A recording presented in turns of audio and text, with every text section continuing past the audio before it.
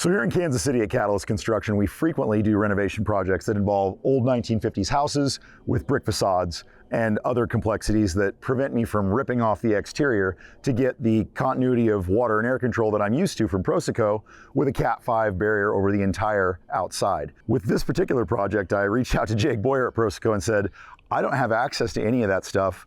How do I achieve the same level of air control that I get from Cat 5, but maybe can I address it from the inside? And you told me about an exciting new product you guys are rolling out. Can you talk to us about that? Yeah, so we've got a new targeted interior air seal product. That's going to be applied on the interior side. You get board sheathing behind the bricks. So right. We're going to address the joints between the board sheathing. We're going to address the perimeter around the stud cavity there, top to double top plate connection, okay. floor to sill connection, basically sealing that portion of it up from the inside.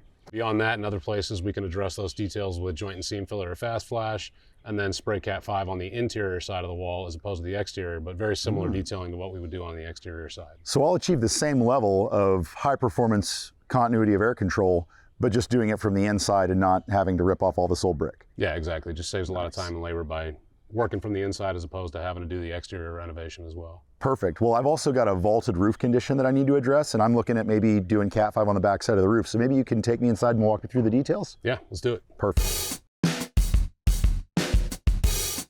All right, Jake, I'm excited about this because, as you can see, the board sheathing behind that brickwork would be a nightmare for me to solve in terms of labor. Now, you guys make a lot of great products, and I could joint and seam filler every single one of these. I could do some fast flash down these tight seams between my double top plate, and I could air seal this and then spray it all with Cat 5. But the board isn't really leaking a lot of air where the board is. It's just where it's cracked and where it's not. Your new product can fill these spaces, is that right? Yep. Yeah, it's going to build up on the surface. It's not going to expand, but it will allow it to build up, and you'll see that when we start spraying, that I can build up a pretty good depth of the product. Okay. Necessary. And you brought an airless sprayer for this, but you told me there are a lot of options to spray it. Like right. I can even, what'd you say, pull it out with a sausage gun from a bucket and then just push spray it? Yeah, you use a bulk gun, a bulk extraction gun. So you pull it out kind of like a syringe.